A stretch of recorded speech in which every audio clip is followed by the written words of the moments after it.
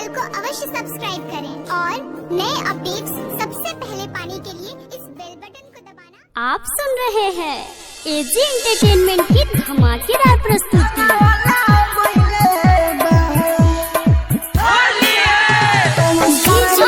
कंचन राज वैशाली। कंचन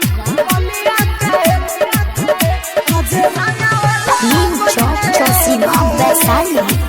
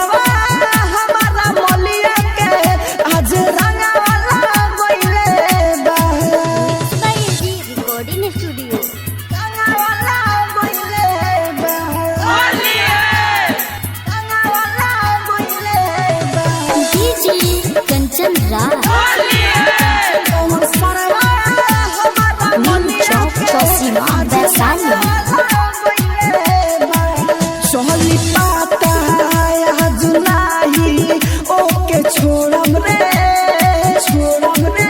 ओके छोड़म रे धोके सारावा के कपार आजू फोरम रे आजू फोरम रे।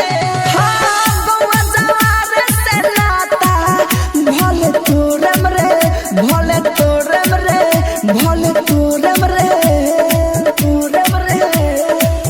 चली पाता जुलाई ओके छोड़म रे ओके छोड़म रे धोके सारावा के कपार आजू फोरम रे आजू फोरम रे।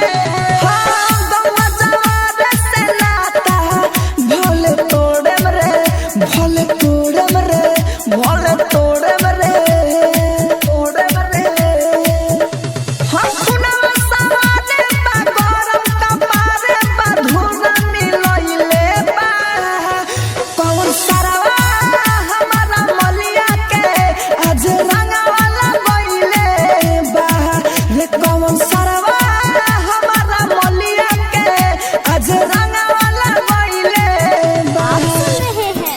एजी एंटरटेनमेंट की धमाकेदार प्रस्तुति।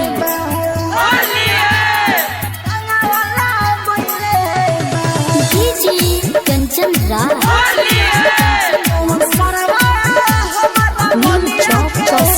वैशाली।